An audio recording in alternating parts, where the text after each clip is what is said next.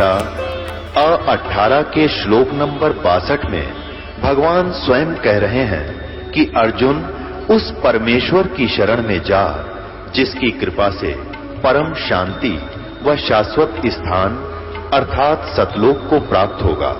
वो परमेश्वर कौन है, कहां है, कैसा है, जानने के लिए कृपया अवश्य सुनिए जगत गुरु तत्वदर्शी संत रामपाल जी महाराज के अमृत वचन। अब अंदर जब पहुंचे, अब लगाओ ध्यान आपको कहां तक जाते योग समाधि है।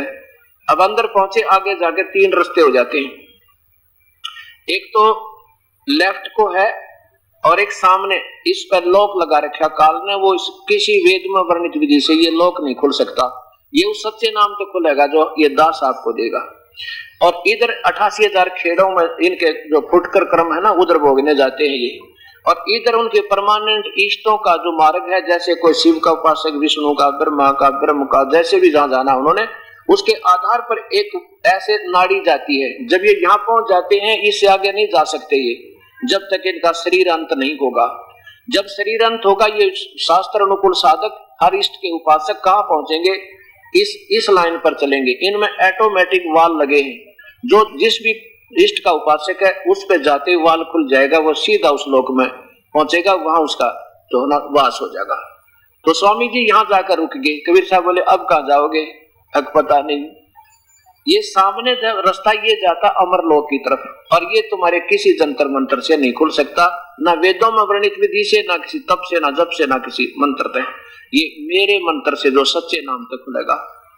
और तब कबीर साहब ने एक लीला करके दिखाई, वो समन शुरू किया सच्चे नाम का श्वास थे, वो वाल खुल गया और रामानंद जी की आत्मा को निकाल ले गए इस ब्रह्मांड से। फिर काल दिखाया कि जिसको तुम भगवान निराकार बताते हो, ये देखो यहाँ बैठा है इस 21वें ब्रह्मांड में, ये बैठा है वो काल इस 21वें ब्रह्मांड में। यहाँ दिखा वो काल, इसके सिर पर पैर रख के परमात्मा कबीर साहब रामानंद जी की आत्मा को सतलोक लेकर गए। अब सतलोक में जब पहुंचे तो क्या लीला की? वही लीला मालिक ने फिर की। अपना दूसरा रूप वो तेजो में, जिसमें करोड़ सूर्य मिला के करोड़ चंद्रमा, और तो भी उसका प्रकाश फीका परमेश्वर के एक रोमकूप के समान, उस रूप में वो मालिक वहां तख्त पर विराजमान है। वहां एक बहुत बड़ा सफेद गुम्बज है, बहुत बड़ा, काफी लंबा चौड़ा सफेद गुम्बज है, और उसके सेंटर में परमात्मा विराजमान है सतपुरुष, और उनके करोड़ सूर्य मिला के करोड़ चंद्रमा, उसमें से वो रोशनी इतना तेज निकल रहा है, और उन्हीं के उस रिफ्लेक्टेड प्रकाश से वो सारा सतलोक प्रकाशित है। तो वहां परमेश्वर वहां बैठे जाके, तो कबीर साहब 5 वर्ष के बच्चे के रूप में आत्मा रामानंद जी की जा रही है, वो 104 वर्ष के रूप में। तो कबीर साहब जाकर के 5 वर्ष के बच्चे उस अपने दूसरे स्वरूप पे, तेजो में स्वरूप पे सचवर करने लगे ऐसे। अब रामानंद जी की आत्मा गदगद होगी कि ये है वो परमात्मा जिसकी आज तक तलाश थी, ये तख्त पर बैठा है। और कबीर यहाँ का कोई देव होगा, इतना सोचा ही था कि वो तेजो में शरीर खड़ा हुआ, और 5 वर्ष का बालक तख्त पर बैठ गए, और वो तेजो में शरीर अपने दूसरे रूप बालक रूप पर चवर कर लगा। अब रामानंद जी की बुद्धि चक्कर काटने लगी कि भगवान और बालक पर चवर करे कबीर पे। इतने में तेजो में शरीर उस कबीर परमेश्वर में समा गया। 5 वर्ष का बालक रूप में वो परमात्मा वहां बैठे तख्त पे, और चवर स्वयं ऊपर घूम रहा है। तब रामानंद जी की आत्मा को संकेत कर दिया कि जा वापस। जब वापस समाधि टूटी, सामने वो बालक फिर रूप में नो के नो कबीर साहब सामने फिर बैठे। तो क्या कहने लगे? बोलत रामानंद जी सुनो कबीर करतारे, गरीब दास सब रूप में है तू ही बोलन हारे। दोहू ठोड़ है एक तू होया एक से दो, गरीब दास हम कारणे हैं आए हो मगजो। मैं भगता मुक्ता भया कर्म कुंद किया नासे, गरीब दास नज ब्रह्म तुम मेरे हो गया दृढ़ विश्वासी। हे परमात्मा मैं आपका भक्त, तुम स्वामी में बाल बुद्धि। ओए होए, 5 वर्ष के बालक को और 104 वर्ष के वो विद्वान पुरुष वेदों के ज्ञाता कहते हैं, तुम स्वामी में बाल बुद्धि, तुम मेरे गुरु, मेरा ज्ञान तो आपके सामने बालका वाला बच्चों वाला ज्ञान था। और कर्म कुंद किया नाश, और गरीब दास निज ब्रह्म तो मेरी अब मिट गई मन की बांस, मेरी भ्रमना और भटकना मालिक सारी मिटा दी आपने। तब कबीर साहब ने कहा कि स्वामी जी गुरु तो आप ही बने रहो, आप लोग दिखावा दुनिया की दृष्टि में गुरु तो आप रहो, लेकिन ये जैसे मैं बताऊं ये अपना कल्याण कर लो। उसके बाद रामानंद जी ने ना तो किसी जाति वाले से नफरत की और सब शिष्यों से कह दिया 1400 ऋषियों को कि ये भगवान आ रहे हैं भाई, अपना कल्याण करवा लो। मेरे पास मार्ग पूरा नहीं था, लेकिन वह बुद्धिजीवी स्वयं प्रभु हो गए थे, बुद्धिहीन। तो कुछ शिष्यों ने तो उपदेश ले लिया कबीर परमात्मा थे उन ब्राह्मणों ने, और बाकी तो वह प्रभु पाक गए थे, 4 श्लोक सीख के सारे गधे बने। तो रामानंद जी ने उसी समय कह दिया था मेरे पास पूरा मार्ग नहीं। इसके ब्राह्मण कहते हैं, इसको संत कहा जाता है, ये महान आत्मा जो सच्चाई को मान ले। और कहते जानबूझ साची तुझे करें झूठ तने, और वाकी संगति है प्रभु के दे सपने में भी ना दे। अब सामने सत्य होगी फिर भी ये संत और भक्त समाज नहीं मानेगा, तो कहते इनके तो भगवान के दे सपने में भी संग ना होना चाहिए। तो सच्ची ने नहीं मानो, झूठे के साथ चिपके रहे। तो उसके बाद रामानंद जी ने अपना कल्याण करवाया और जो उनके संपर्क में आया कबीर साहब से उपदेश दिलवा, उनका बेड़ा पार करवाया। बोलो सतगुरुदेव की।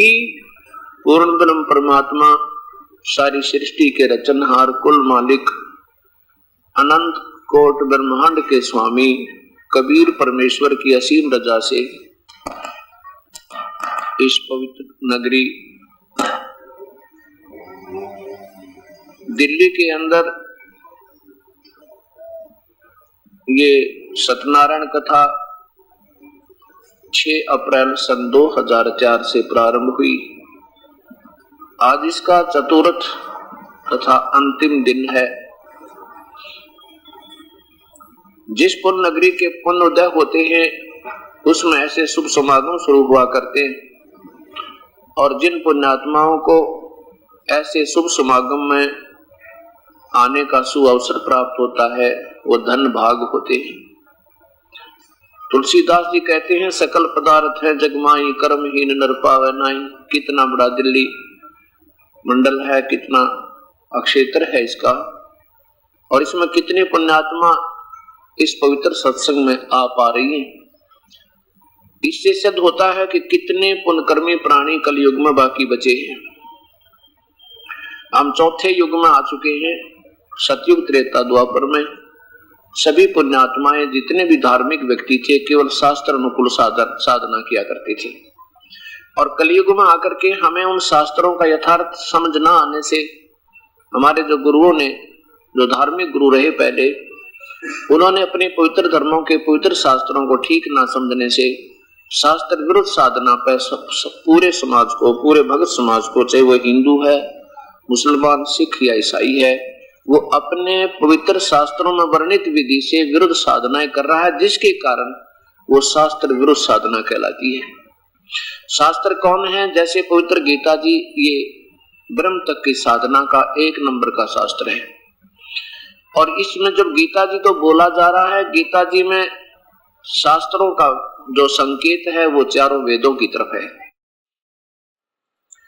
चारों वेद वो पवित्र शास्त्र हैं, ये ना किसी मजहब से संबंध रखते हैं, ना किसी जाति विशेष से। ये उस समय रचना हुई थी इन पवित्र चारों वेदों की और साथ में श्रीमद् भगवत गीता की, जब न कोई हिंदू था, ना मुसलमान, सिख, ना ईसाई। आज से 5500 वर्ष पूर्व पवित्र गीता जी की रचना हुई, और जब से सृष्टि प्रारंभ हुई तब से चारों वेदों की रचना। लेकिन बीच में ये वेद प्राकृतिक उथल पुथल के कारण, जैसे हर युग के बाद इसमें कोई एक बार बहुत ज्यादा भयंकर घटनाएं होती हैं। जैसे द्वापर के अंत में 18 करोड़ तो पांडवों की सेना और कौरवों की आपस में समाप्त हो गई थी। 56 करोड़ यादवों का विनाश हो गया था आपस में लड़ के। ऐसे प्राकृतिक उथल पुथल होने से ये सत्य शास्त्र समाप्त हो जाते हैं। फिर ये ब्रह्म भगवान, ज्योति निरंजन काल भगवान, फिर किसी ऋषि विशेष में प्रवेश करके इनको पुनः रचना करवाता है। फिर वेद व्यास जी में प्रवेश करके उसी ब्रह्म ने, ज्योति निरंजन ने, अर्थात काल भगवान ने महर्षि वेद व्यास जी के अंदर प्रवेश करके प्रेतवत, और फिर ये चारों पवित्र वेदों को और पवित्र गीता जी को और साथ में 18 पवित्र पुराणों को और साथ में पवित्र महाभारत को और साथ में पवित्र श्रीमद् भगवत सुधा सागर को, ये महर्षि वेद व्यास जी ने ही बाद में रचना की है। और वेदों को और गीता जी को स्वयं ब्रह्म ने बोल के इनकी जो रचना करवाई है, लिखवाई है। तो कहने का दास का तात्पर्य है कि जो आज हम गीता के अनुसार साधना करेंगे पवित्र शास्त्र गीता जी के आधार पे, तो हमारी शास्त्र विरुद्ध शास्त्र अनुकूल साधना है। और यदि हम गीता जी में वर्णित विधि के विरुद्ध साधना, कोई उपासना, कोई मंत्र का जाप हम कर रहे हैं, तो शास्त्र विरुद्ध है। और शास्त्र विधि को त्याग कर की गई साधना का कोई लाभ आपको नहीं होगा, ये अपना पवित्र शास्त्र प्रमाण देता है। एक बार फिर देखिए, इस सत्संग के अंदर जब भक्तात्मा आती है तो उसको ये ज्ञान पहले से भिन्न लगता है, बिल्कुल पहले से अपोजिट है, ये विपरीत है। और जब ये अपोजिट लगता है तो उसके मन में ढेर सारी शंकाएं हो जाती हैं। क्या हो जाती है कि हमने तो कभी ऐसा सुना नहीं, ये संत कहां से आ गया जिसने ये सब ज्ञान बता दिया। तो उसके लिए हमने अपने पवित्र शास्त्रों का सहारा फिर लेना होगा, क्योंकि आज तक जितने भी महापुरुष हुए हैं इस पवित्र शास्त्र गीता जी की ओट लेकर ही, इसका सहारा लेकर ही, इसका नाम लेकर ही भक्त आत्माओं को संबोधित करते रहे। और पुण्यात्मा गीता जी का नाम सुनकर भावुक होकर उनके सत्संग में जाती रही। अब पता चला कि उन्होंने गीता जी में वर्णित ज्ञान को तो समाज तक पहुंचाया ही नहीं, अपनी दंत कथाएं सुनाई, गीता जी का नाम लिया। ये पवित्र गीता जी, इसमें अध्याय नंबर 16 का और श्लोक नंबर 23-24 में प्रत्यक्ष प्रमाण करते हैं भगवान, ये ब्रह्म गीता बोल रहा है, श्री कृष्ण गीता नहीं बोल रहे। अब ये सारी बातें आपको उलट लगेंगी, लेकिन ये प्रमाण दिए जाएंगे, फिर सुलट हो जाएंगी। 23 में लिखा है कि जो साधक, जो पुरुष, जो व्यक्ति शास्त्र विधि को त्याग कर अपनी इच्छा से मनमाना आचरण करता है, वह न सिद्धि को प्राप्त होता है, न परम गति को, और न सुख को ही। जिसने वेदों में वर्णित विधि के विरुद्ध साधना की है, गीता जी में लिखी मार्ग के विरुद्ध पूजाएं की हैं, वो न तो सिद्धि होए, न उसकी कोई गति बने, और न ही उसका कोई सुख होए। इसलिए अर्जुन, ये 24वां श्लोक है, इससे तेरे लिए कर्तव्य और अकर्तव्य की व्यवस्था में जो आपने भक्ति करनी चाहिए जिस आधार पर, वो, और जो नहीं करने चाहिए भक्ति के कर्म, वो तेरे लिए शास्त्र ही प्रमाण है। इस ऐसा जानकर तू शास्त्र विधि से नियत कर्म करने योग्य है, अर्थात और साधना मत करना। अब गीता जी को किसने बोला है? ये ब्रह्म बोल रहा है, श्री कृष्ण जी गीता को नहीं बोल रहे। अब इस बात का आपको, क्योंकि प्रथम बार ये ज्ञान सुन रहे हो, एकदम अपोजिट सा लगेगा, विपरीत सा लगेगा, जैसे महाराज जी क्या कह रहे हैं।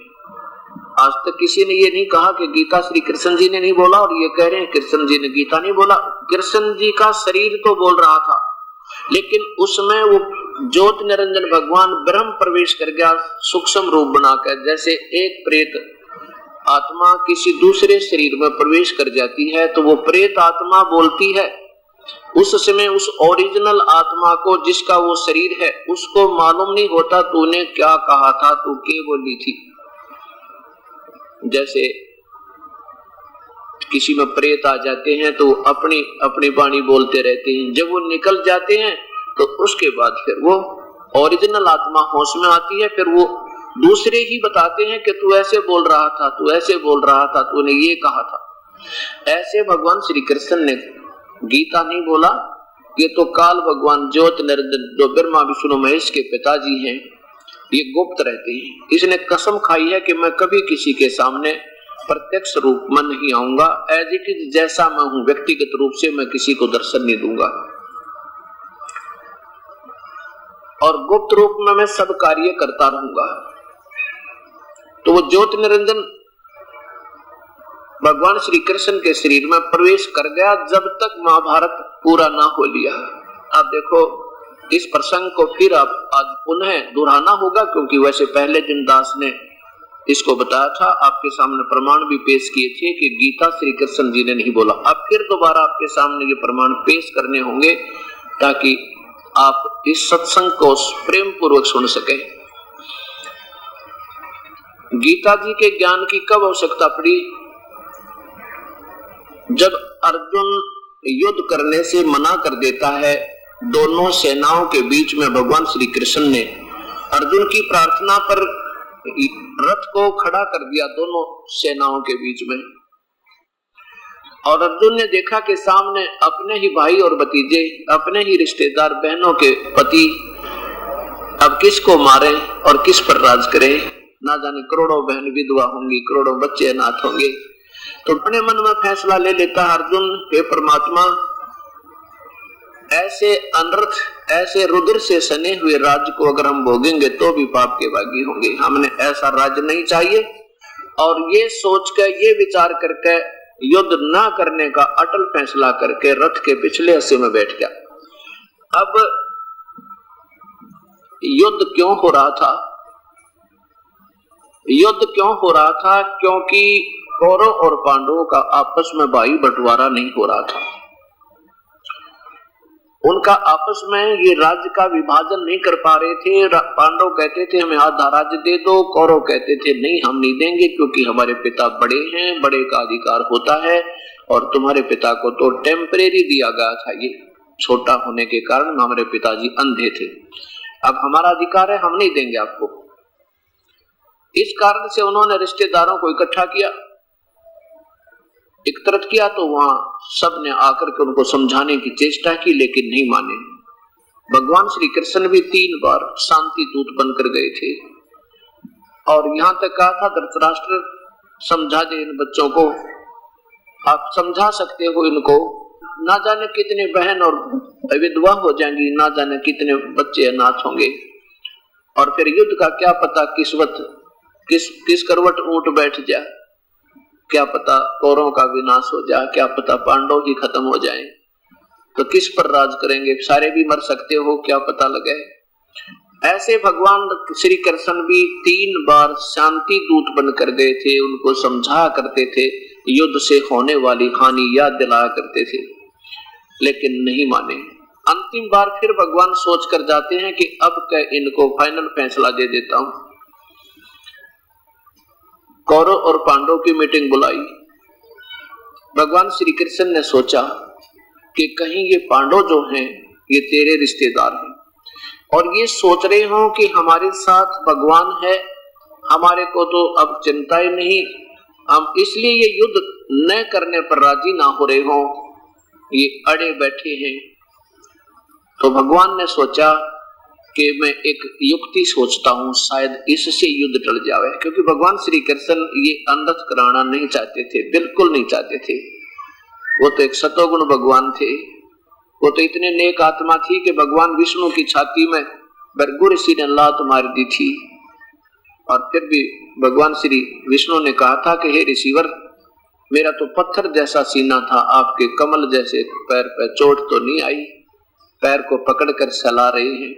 अगर भगवान श्री विष्णु जी युद्ध के इच्छुक होते तो सुदर्शन चक्र से भृगु ऋषि के टुकड़े टुकड़े कर सकते थे। नहीं, ये सतोगुण भगवान है, ये ऐसा अनर्थ ना करते हैं ना करवाते हैं।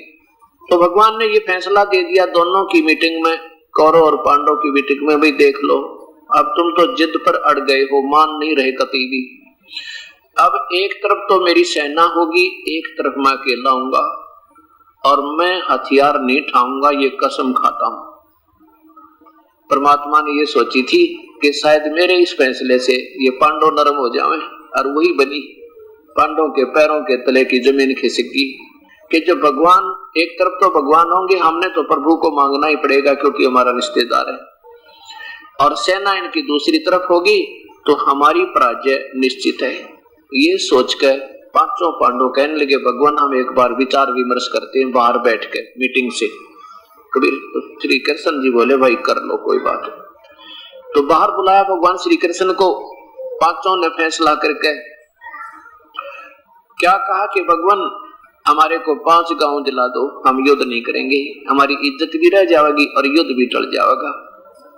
श्री कृष्ण ने जो सोचा था वो समझा कि अब बात बन गई और अब ठीक हो जाएगा, युद्ध नहीं होगा। कहा भी ठीक है, ये तो तुमने बहुत अच्छा सोचा युधिष्ठिर, बहुत अच्छा सोचा, धन्य है तुम्हारे माता पिता ने, तुमने तो अनर्थ को टाल दिया।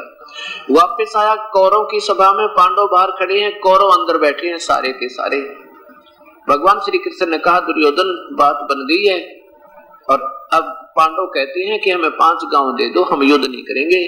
दुर्योधन कर दे काम, होगी बात सही।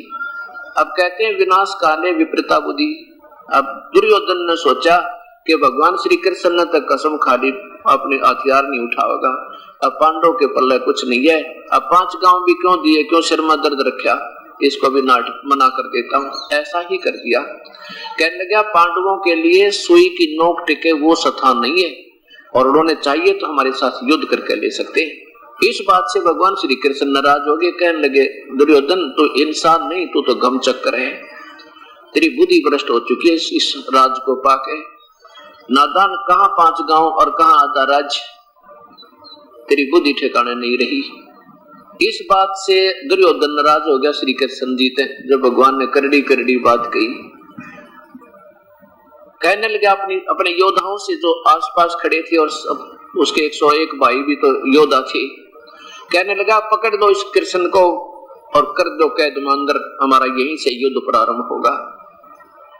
अब जो ही श्री कृष्ण की तरफ दुर्योधन के योद्धा चले, भगवान ने देखा कि ये तो नीच आत्मा अपनी नीचता पर आ चुके हैं।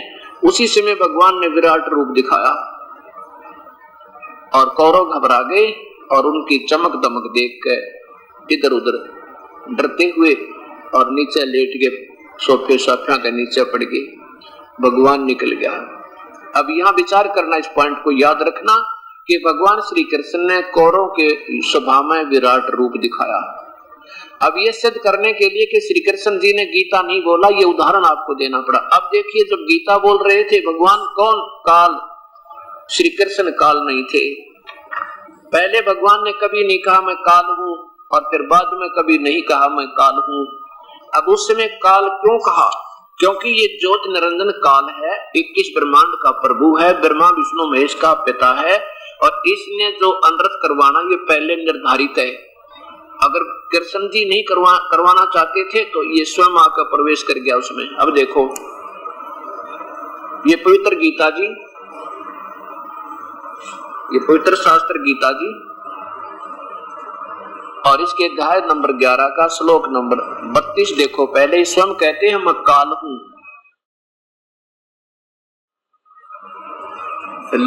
32वां श्लोक है, लोकों का नाश करने वाला मैं बढ़ा हुआ काल हूं। और इस समय ये महाकाल लिखा ना, ये वैसे संस्कृत केवल काल हूं, काल है, काल है माने काल हूं, चलो जैसा भी।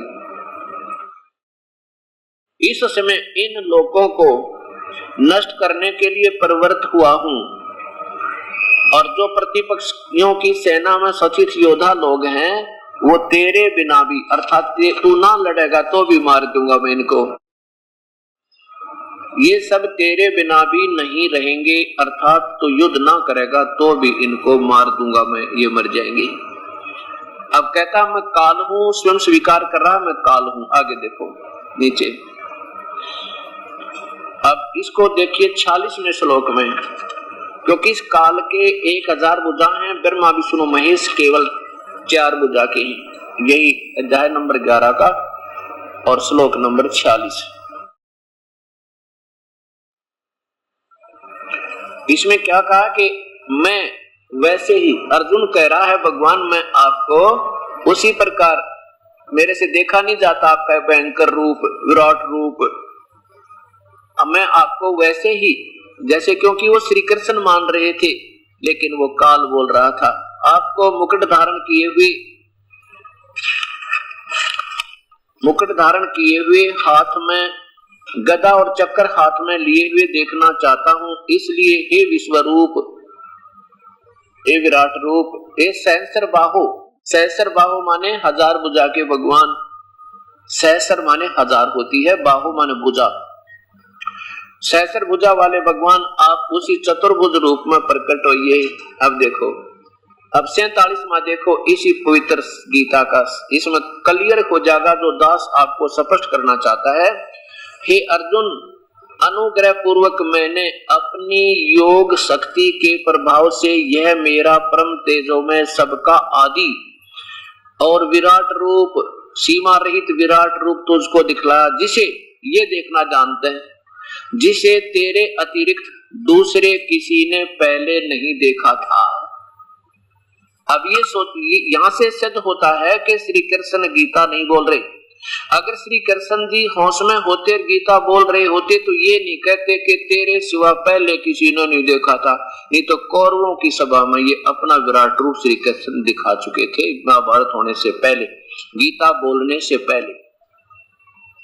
ये नोट करना इस पॉइंट को। तेरे से पहले, तेरे अतिरिक्त पहले किसी ने पहले नहीं देखा था।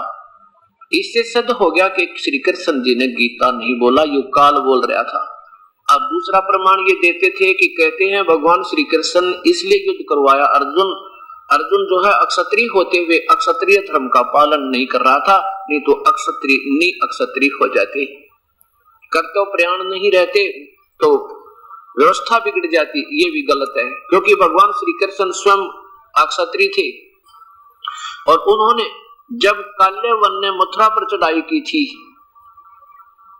और भगवान श्री कृष्ण अक्षत्रिय होते हुए युद्ध छोड़कर काल्यवन के सामने और भाग के एक गुफा में प्रवेश कर गए थे, किसमें, जिसमें एक मुचकंद नाम का राक्षस राजा सिद्धि युक्त सोया हुआ था।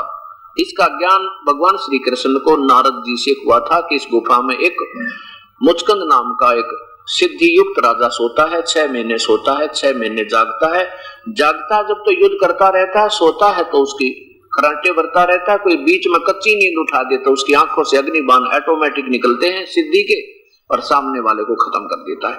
तो भगवान श्री कृष्ण ने सोचा कि 18 करोड़ सेना है इस काल्यवन की और हमारी इतनी समर्थता नहीं है और हम युद्ध भी करेंगे तो ना जाने कितने दुनिया का विनाश हो जाएगा। तो भगवान ने अपने क्षत्रिय धर्म को भूलकर उस विनाश को टाल दिया और आगे आगे भागकर उस गुफा में प्रवेश कर गया। साथ में पीछे पीछे काल्यवन भी उनके पीछे उसमें प्रवेश कर गए कंदरा में। भगवान ने जाकर के श्री कृष्ण ने अपनी एक पीताम्बर अलग से चादर रखा करते पहले पीले से रंग की, और वो जाकर के सोए हुए मुचकंद पर उड़ा दिए और आप थोड़े से गहरे चले गए उस गुफा में। अब काल्यवन ने देखा कि कृष्ण तेरे से डर कर यहाँ छुप कर सो गया है, अब इसको ठीक करता हूँ। मुचकंद को श्री कृष्ण जानकर काल्यवन ने पकड़कर टांग नो मरोड़ दी। अब दर्द हुआ तो काल्यवन की निंद्रा भंग हुई, आंखें खुली तो आंखों से अग्निबाण छूटे, काल्यवन का विनाश हुआ। और फिर पकड़कर टांग श्री कृष्ण ने उस काल्यवन की मृतला शरीर की और उनकी सेना के सामने लाकर पटक दिया। राजा की मृत्यु सेना की हार मानी जाती थी। तो काल्यवन की सेना के मंत्री कहने लगे कि ठीक है, हम शीघ्र ही आएंगे दूसरा राजा नियुक्त करके और तुझे फिर देखेंगे, कृष्ण होशियार हो ले। जब तो वो चले जाते तो भगवान श्री कृष्ण ने सोचा भी ये तो बेवकूफ नादान नीच आत्मा पीछे पड़ेगी, कदे जरासिंह, कदे काल्यवन, कभी जो शिशुपाल, कदे चाणोर, कदे मामा दुश्मन, क्यों ना ऐसे स्थान पर चले जहां पर कोई भी ना पहुंचे, और पहुंचेगा तो हम एक द्वार पर खड़े होकर के सबकी जो है मुकाबला कर सकते हैं। तो भगवान ने विश्वकर्मा को बुलाकर कहा कि विश्वकर्मा एक समुद्र में टापू ढूंढ के ऐसी नगरी बना दे जहां पर केवल एक द्वार हो, उसका एक एंट्रेंस गेट एक ही हो। तो विश्वकर्मा ने ऐसा ही कर दिया, जिसको द्वारका कहने लगे। भगवान ने अपना सारे यादों को लेकर रातों रात वहां से निकल गए, चले गए। तो भगवान नहीं चाहते थे क्यों मूर्खा गिल मूर्ख हुए, ये तो बुद्धि भ्रष्ट हुए पड़े हैं, हम भी क्यों गिल पागल हुए। इसलिए ऐसे स्थान पर चलते हैं वहां तक ना तो ये सेना पहुंचे, और पहुंचेगी तो रास्ते में भूखे मर लेंगे, और नहीं फिर आएंगे तो हम एक ही अपने द्वार पर सारी सेना को रखकर उनका मुकाबला करेंगे। क्यों? अपनी रक्षा के लिए युद्ध करना पाप नहीं होता, दूसरे के राज हड़पने के लिए युद्ध करना महापाप होता है। अब 2 प्रमाण पे, और तीसरा प्रमाण इस बात को देते हैं कि जब युद्ध समाप्त हुआ, पांडव विजयी हुए, कौरवों का विनाश हुआ, भगवान श्री कृष्ण कहते हैं भी मैं द्वारका जाऊंगा, अपना काम संभालूं, अब अपना राज को युधिष्ठिर को राजगद्दी प्रदान कर दी। तो सभी ने मिलकर एक सलाह मिलाई कि भगवान, क्योंकि भगवान श्री कृष्ण पांडवों के गुरु भी थे, धार्मिक गुरु, आध्यात्मिक गुरु जो कहते हैं, कि इनसे प्रार्थना करते हैं कि हमें एक सत्संग करके जावे ताकि हम इनके विचारों के आधार पर अपना जीवन सफल करें। ये प्रार्थना जब भगवान के सामने रखी तो भगवान श्री कृष्ण ने प्रार्थना सबकी स्वीकार की तथा समय, स्थान और तिथि निश्चित कर दी। निश्चित तिथि को निश्चित स्थान पर निश्चित समय पर श्री कृष्ण और अर्जुन उस सत्संग स्थल के आसपास टहल रहे हैं। श्रोतागण आकर के अपना स्थान ग्रहण कर रहे हैं। अर्जुन कहता, ए देवकी नंदन, आज के सत्संग में वही गीता जी सुनाना जो आपने मुझको युद्ध के दौरान सुनाया था, युद्ध से पूर्व सुनाया था। बहुत ही अच्छा ज्ञान था, लेकिन मैं भूल गया हूं उसको, अब मुझे पुनः बता दो, वो पुनः सुनाना। तो भगवान श्री कृष्ण कहते हैं कि अर्जुन, तू बड़ा श्रद्धाहीन है, तू बड़ा बुद्धिहीन है, तूने इस ऐसे सोच ज्ञान को याद क्यों नहीं रखा, तो भाई अच्छा आदमी नहीं। अर्जुन कहते हैं कि मुझे तो अब याद नहीं मैंने क्या कहा था, मैं जो कहते हो नहीं बता सकता। बताओ, या कोई बात हुई? अब ये दास सत्संग कर रहा है, आप सुन रहे हो। 4 दिन के सत्संग को आप 30% याद नहीं रख सकते, और मेरे से आप कभी सुन लेना, तभी सुना दूंगा क्योंकि मैं बोल रहा हूं। और मेरे अंदर कोई भूत बोल रहा होता तो भाई फिर तो मैं ये शब्द कहता भी तुमने क्यों नहीं याद रखा, अब मुझे तो याद नहीं। ऐसे कई देखा है। एक जमींदार था, उसमें श्रृंगी ऋषि की आत्मा प्रवेश आती थी और उसका फिक्स समय था शाम को 4 से 6, 2 घंटे वो आके उस प्रेतवत और 2 घंटे पूरी संस्कृत बोला करती थी, उसका फिर संलाप करा करती थी और फिर चला जाता था। उसके बाद उस जमींदार ने कक्खा भी नहीं आवे, वो कुछ नहीं जानता था, अक्षर भी नहीं जाने था, और तब संस्कृत बोला करता। तो ऐसे ये काल आ गया उस श्री कृष्ण के शरीर में और ये गीता का ज्ञान कह गया। और भगवान कहते हैं मुझे याद नहीं मैंने क्या कहा था। तो इससे सिद्ध हुआ कि श्री कृष्ण ने गीता जी नहीं बोला। देखिएगा, प्रमाण के लिए पवित्र महाभारत, पवित्र शास्त्र महाभारत द्वितीय खंड, संक्षिप्त महाभारत द्वितीय खंड, गीता प्रेस गोरखपुर से प्रकाशित है। इनके संपादक तथा संशोधक जय दयाल गोविंद का और गीता प्रेस गोरखपुर से इसका मुद्रित हुई है। इसमें 637 पृष्ठ पे ये देखिएगा, अर्जुन का श्री कृष्ण से गीता का विषय पूछना और श्री कृष्ण का अर्जुन से सिद्ध महर्षि और काश्यप का संवाद। यहां देखिए, वैश्वान जी कह रहे हैं कि पांडव नंदन सज्जनों से घिरे हुए दोनों मित्र स्वेच्छा से घूमते घूमते सभा मंडप के ऐसे भाग में पहुंचे जो स्वर्ग के सदर सुंदर था, समान सुंदर था। पांडव नंदन अर्जुन आधा कर लो। पांडव नंदन अर्जुन श्री कृष्ण के साथ रहकर बहुत प्रसन्न थे। उन्होंने एक बार उस रमणीय सभा की ओर दृष्टि डालकर भगवान से ये वचन कहा, देवकी नंदन, जब युद्ध का अवसर उपस्थित था उस समय मुझे आपके माध्यम का ज्ञान और ईश्वरीय स्वरूप का दर्शन हुआ था, किंतु केशव आपने स्नेहवश पहले मुझे जो ज्ञान का उपदेश किया था वह सब इस समय बुद्धि के दोष से भूल गया है। उन विषयों को सुनने के लिए बारंबार मेरे मन में उत्कंठा होती है। इधर आप जल्दी ही द्वारका जाने वाले हैं, अतः पुनः वह सब विषय मुझे सुना दीजिए।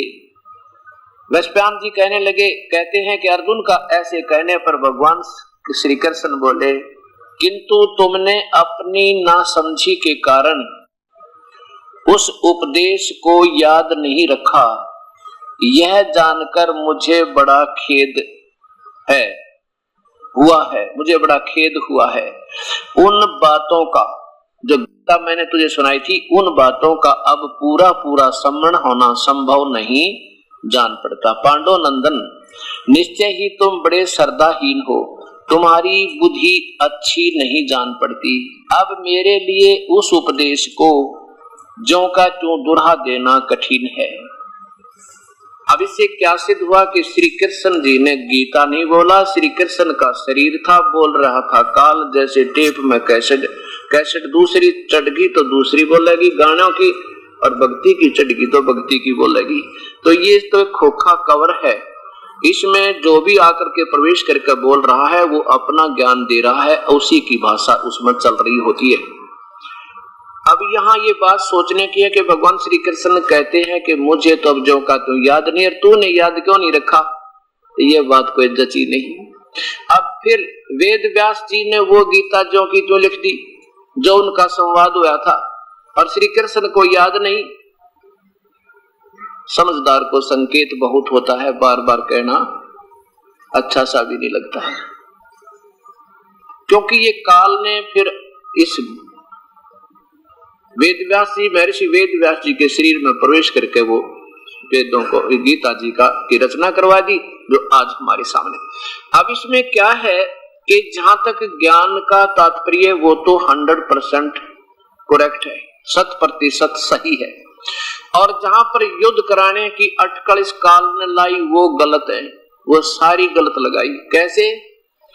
जैसे काल ने, ब्रह्म ने, गीता बोलने वाले भगवान ने कहा कि अर्जुन तो युद्ध कर ले, तुझे पाप नहीं लगेंगे, तुझे कोई पाप नहीं लगेगा, और तेरे दोनों हाथों में लड्डू, तो क्यों नहीं युद्ध कर रहा है? यदि युद्ध में मारा गया तो तू स्वर्ग प्राप्ति होगी, और युद्ध में जीत गया तो इंद्रप्रस्थ का राज भोगेगा। बता तुझे कौन सी आनी? ये देखिए पवित्र गीता जी अध्याय नंबर 2 का श्लोक नंबर 37 और 38। यही पवित्र गीता जी गीता प्रेस गोरखपुर से प्रकाशित है। अध्याय नंबर 2 और श्लोक नंबर नीचे देखिए 37। या तो तू युद्ध में मारा जाकर स्वर्ग को प्राप्त होगा, अथवा संग्राम में जीतकर पृथ्वी का राज भोगेगा। इसलिए हे अर्जुन, युद्ध के लिए खड़ा हो जा, निश्चय करके खड़ा हो जा।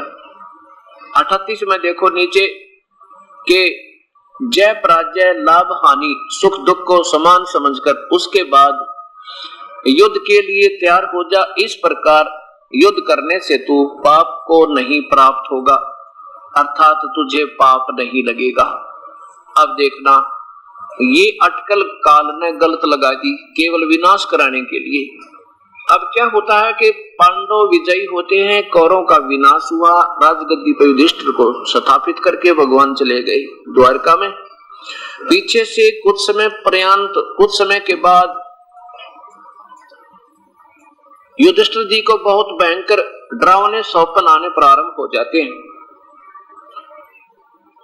ऐसे स्वप्न आते हैं जैसे कोई हमारे घर में सिर कटे हुए व्यक्तियों का धड़ धड़ आ रहा है चल के, और हाहाकार मच रही है हमारे घर में, जैसे लाश पड़ी है, सौ पड़े हैं, और मानो करोड़ों बहन अपनी मांग को उजाड़ रही हैं और कह रहे हैं कि राक्षस राजा, तूने हमारे पतियों का खून पी के क्या मिल गया।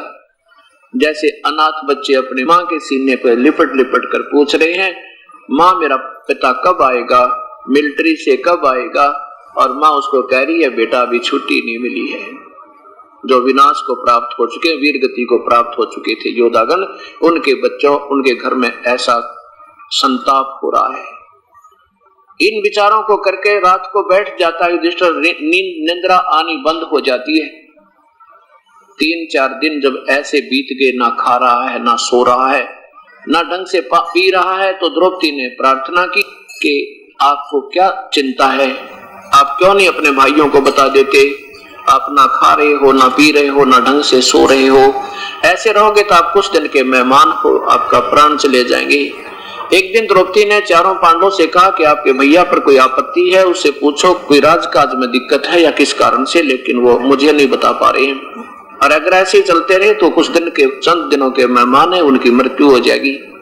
चारों पांडव यानी छोटे भाइयों की प्रार्थना पर काफी विनय करने से युधिष्ठिर ने बता भी क्या बताऊं, मुझे तो ऐसे ऐसे भयंकर स्वप्न आ रहे हैं और ये बुरा हाल होता दिखाई देता है, हाहाकार मची दिखाई देती है और घर में जैसे हमारे सब घुस रहे हों जिनके सिर कटे हुए हों, और जिसको देखकर मेरा कलेजा धड़कने लग जाता है, मुझे नींद नहीं आती, ना भूख लग रही है।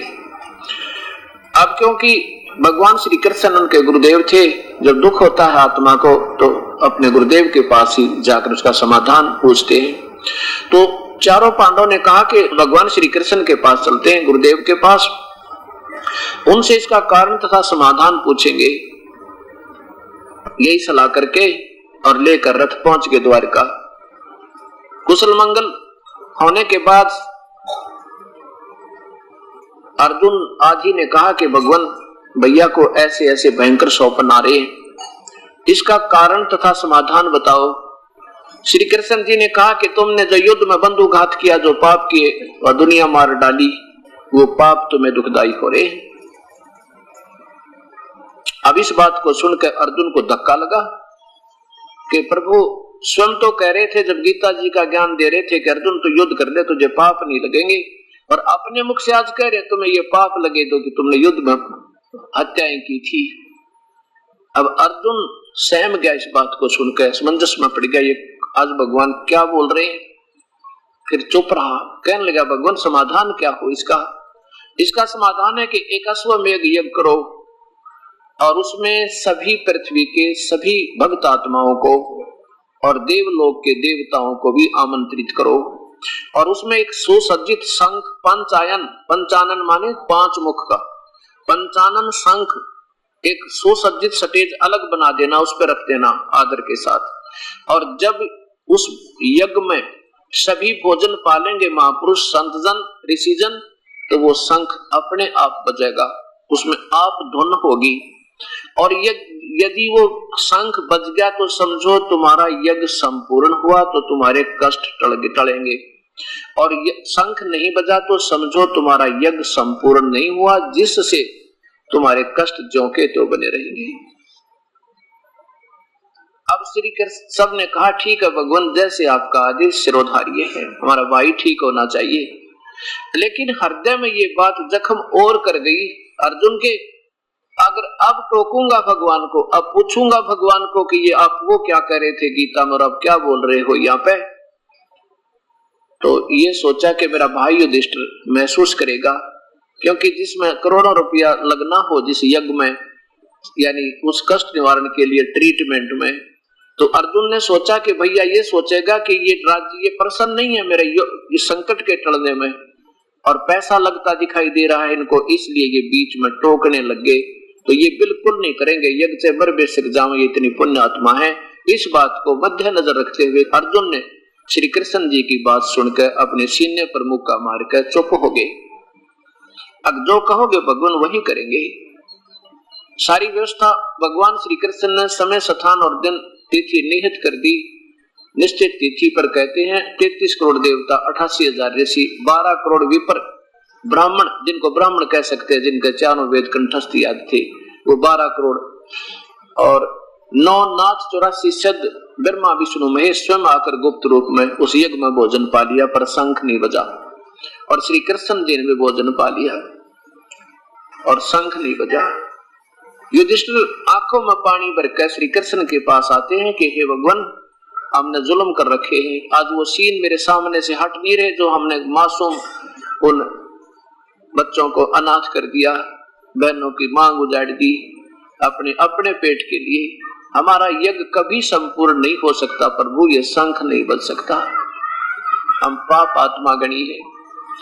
श्री कृष्ण कहने लगा युधिष्ठिर, शंख तो बजेगा पर इसको बजाने वाला भी आया नहीं है। तो युधिष्ठिर भगवान के मुख की तरफ देख रहा है कि ये क्या बोल रहे हैं आज, ये वशिष्ठ मुनि जैसी तोप बैठी इसमें, और खुद भगवान ने भोजन खा लिया, 9 नाथ 84 सिद्ध इसमें बैठे हैं, सब ने खाना खा लिया और इनसे शंख नहीं बज रहा, तो कौन है वो ऐसा शंख बजाने वाला। युधिष्ठिर ने पूछा कि भगवान ऐसा कौन है, फिर वो बताता हूं कौन है। वो सुदर्शन नाम के एक सुपच हैं, ऐसे ऐसे उस क्षेत्र में इस दिशा में रहते हैं, उनको आमंत्रित तुमने किया या नहीं किया? युधिष्ठिर ने कहा कि उस क्षेत्र में आमंत्रित करने की ड्यूटी, सेवा जो है भीमसेन को दे रखी थी। पूछते हैं क्या कारण रहा, इन्होंने महापुरुष को किस लिए नहीं आमंत्रित किया, या किया तो वो किस कारण से नहीं आए, भीमसेन बुलाए।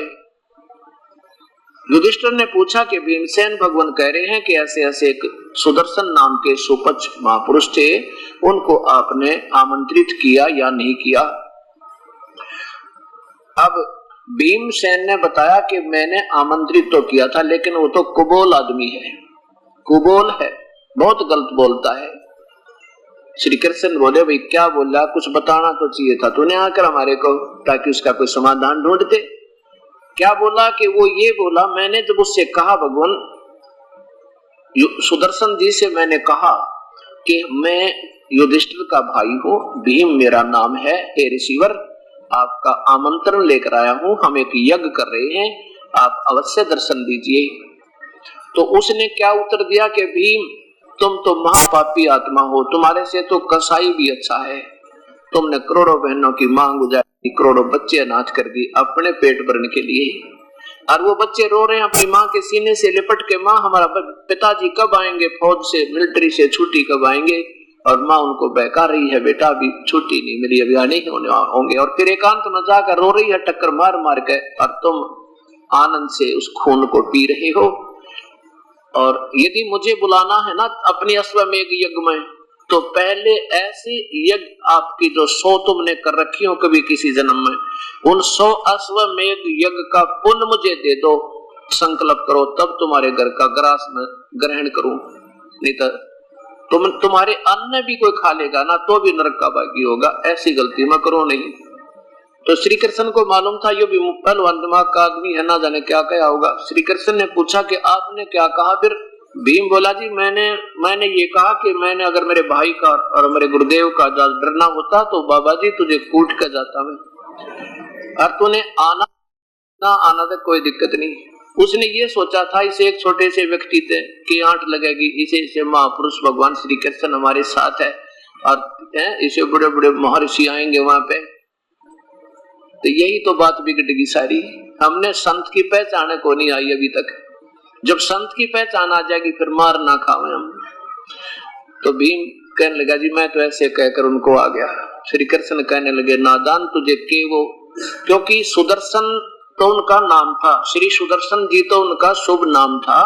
सुपथ जैसे आजकल हरिजन बोलते हैं अन्य जाति वालों को, तो उसमें उनको सुपच कहा करते थे, और उसमें भी फिर और वैरायटी जाति की होती है, वो बंगी जाति में थे। सुदर्शन जी बंगी जाति में, बाल्मीक जाति में थे वो, और सुदर्शन उनका नाम था। लेकिन वो सत भक्ति युक्त थे, उस परम पिता कबीर पूर्ण परमात्मा कबीर साहिब की सत भक्ति कर रहे थे, उस 3 नाम के मंत्र थे। द्वापर में वो परमेश्वर सतपुरुष करुणा में नाम से आए थे, उसमें सुदर्शन जी ने उस परम पिता की कृपा से, उस कबीर साहिब अर्थात करुणा में की रजा से सत ज्ञान होया, फिर उनको सचखंड दिखाया, सतलोक दिखाया, फिर वापस आत्मा छोड़ी। उसके बाद सुदर्शन जी का तो विश्वास दृढ़ हो गया कि ये पूर्ण परमात्मा तो कोई और है।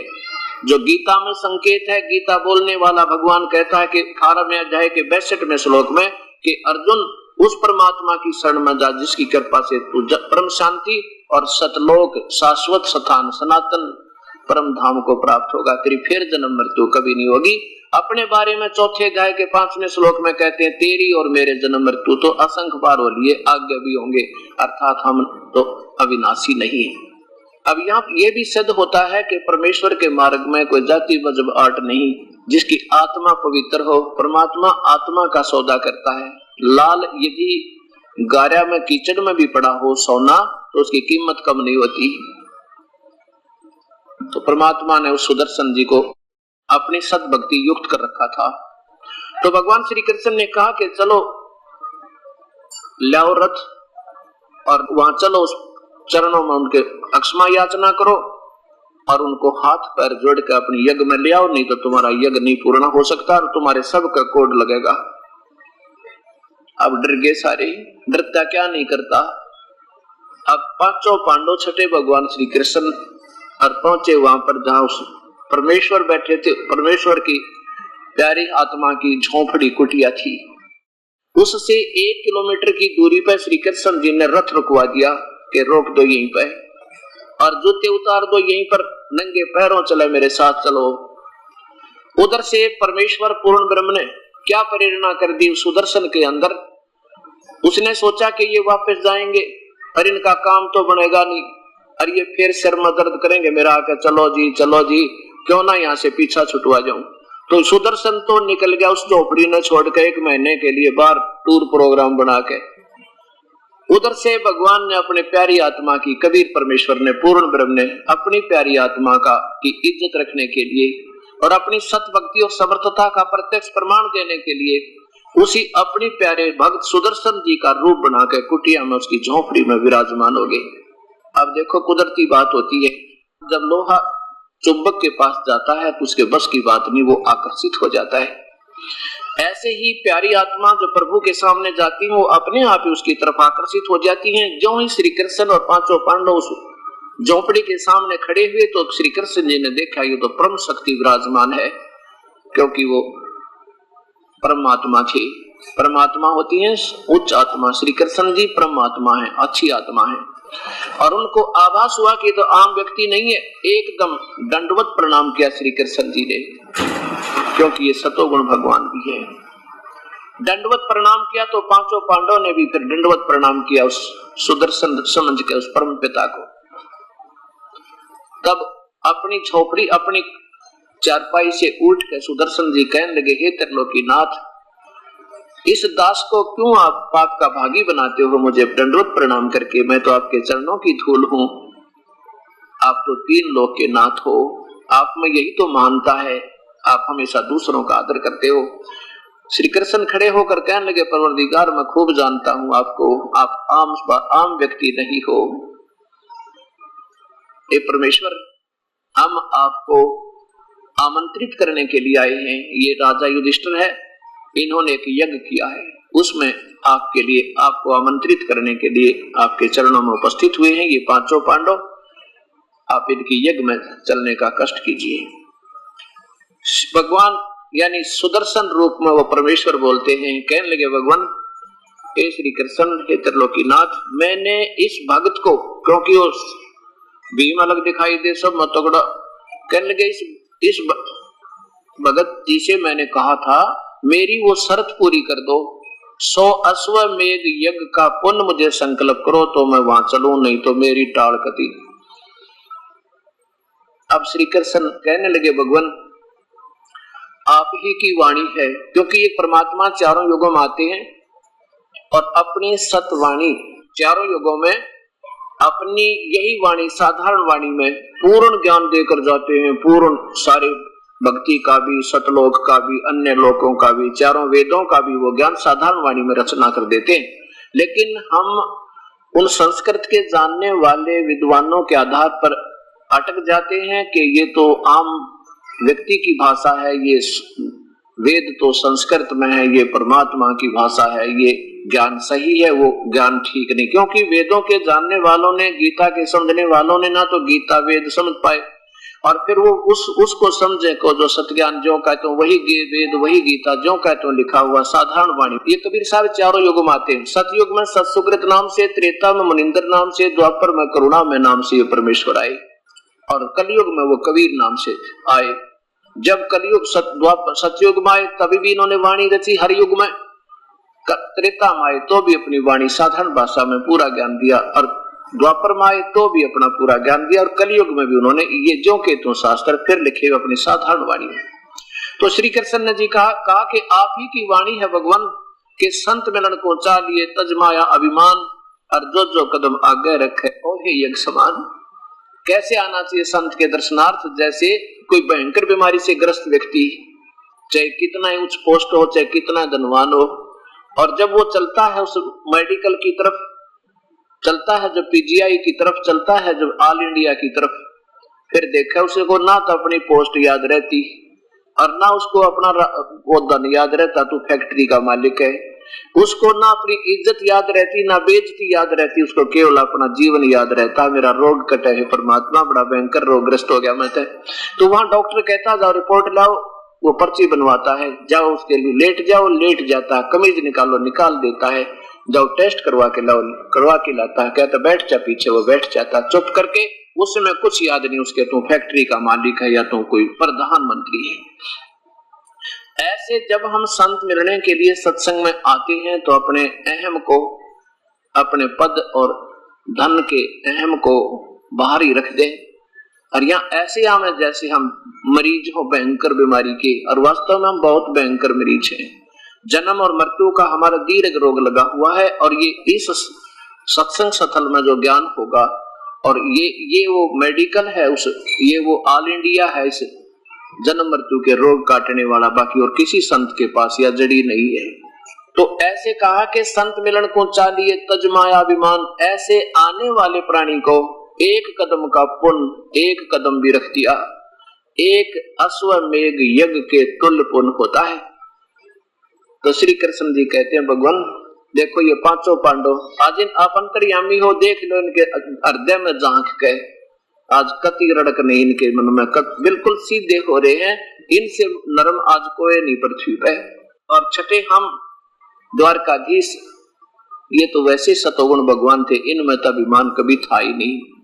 कहते हैं कि अब आप देख सकते हो, अब ऐसे आने का जो पुण्य आपकी तरफ एक कदम का एक अश्व एक यज्ञ तुल्य पुण्य बनता है, तो वहां से लेकर इंद्रप्रस्थ से लेकर यहाँ तक हमारे जितने कदम बने परमेश्वर, उनमें से 100 रख लो और बाकी हमारी झोली में डाल दो, हमारा भी कल्याण हो। अब कहते हैं साधु भूखा भाव का धन का भूखा ना, अजय कोई धन का भूखा हो साधु भी ना। अब वो तो उनको विनम्र करना चाहते थे परमात्मा, किसी प्रकार इनके मन का खोट निकल जाए। जब तक यजमान का अधीनी भाव नहीं होगा तो किया हुआ अनुष्ठान बिल्कुल व्यर्थ होता है। इसलिए परमेश्वर ने उसको, जैसे इंजेक्शन लगाने से पहले ना एक सेपरेट का वो लगाते हैं, डॉक्टर सेपरेट को लगाते हैं एक फवासा, वो स्थान को नरम भी करता है और जरम रहित कर देता है, तब वो इंजेक्शन लगी दवाई काम करती है, नहीं तो और बीमारी हो जाए साथ में। ऐसे ही विनम्र करके तब ये उपदेश और ये अनुष्ठान कराए जाते हैं ताकि ये पूर्ण काम कर सके और इसमें कोई खरपतवार ना पैदा हो जाए।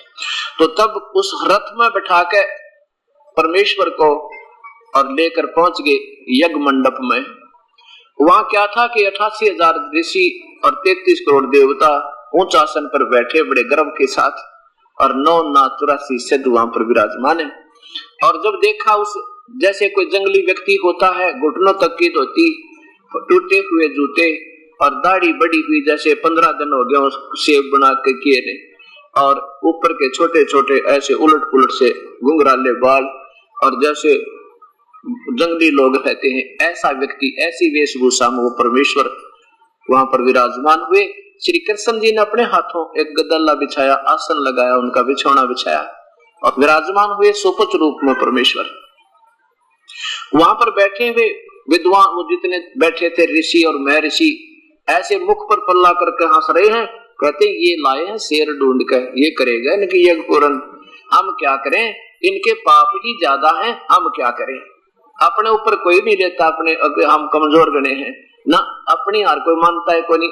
और जब हार मान जाए तो भगवान कति निकट है, बिल्कुल साथ है। जहाँ जिस दिन हम हार मान लेंगे कि हमारी साधना भी गलत है क्योंकि गीता से नहीं मिलती, और हमारी जो आज तक वर्षिप भी ठीक नहीं थी क्योंकि हमारे पवित्र शास्त्र से नहीं मिलती, तो परमात्मा पा गया, सही विधि मिल जाएगी और बेड़ा पार हो जाएगा। ऐसी भगवान मिलता है।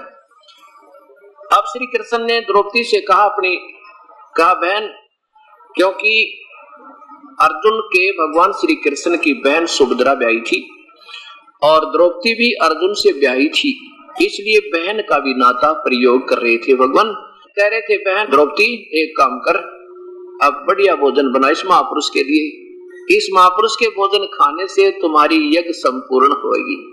अब द्रौपदी ने 2 घंटे लगाए चूल्हे पर अग्नि जला के, और ना जाने नाना प्रकार के आइटम 56 प्रकार के भोग तैयार किए।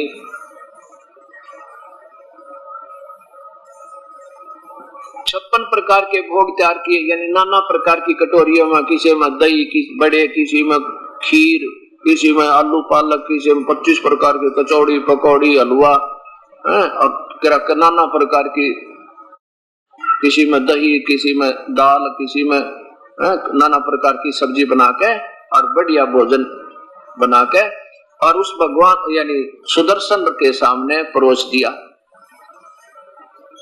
अब सुदर्शन जी ने क्या किया, अब द्रौपदी ने सोचा तो ये था कि ये घास फूस तोड़ के खाने वाला व्यक्ति आज इतना स्वादिष्ट भोजन खाएगा, उंगली चाटता रह जाएगा और 6 जगह जाकर मेरी महिमा गाएगा कि द्रौपदी जैसा भोजन आहार मैंने कभी नहीं किया। ये भी खाना बनाने वाली बहन का एक विशेष दृष्टिकोण होता अतिथि के लिए। वो प्रतिदिन बनने वाले भोजन से ज्यादा अच्छा भोजन अतिथि के लिए तैयार करती है कि कहीं ये ना कह दे कि उस ऐसी बहन का खाना खाया, उसने नमक मिर्च का भी ना पता था।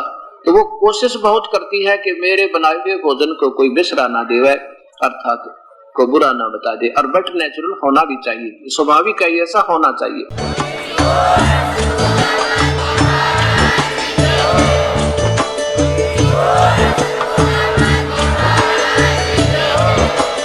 आप सुन रहे थे जगत गुरु तत्वदर्शी संत रामपाल जी महाराज जी के मंगल प्रवचन। अधिक जानकारी के लिए विजिट कीजिए हमारी वेबसाइट www.jagatgururampalji.org। संत रामपाल जी महाराज जी के शुभ आशीर्वाद से पूरे विश्व भर में 500 से भी ज्यादा नाम दीक्षा केंद्र हैं, जिन पर संत रामपाल जी महाराज जी द्वारा ऑनलाइन निशुल्क नाम दीक्षा दी जा रही है। अपने नजदीकी नाम दीक्षा केंद्र का पता करने के लिए संपर्क करें 8222880541।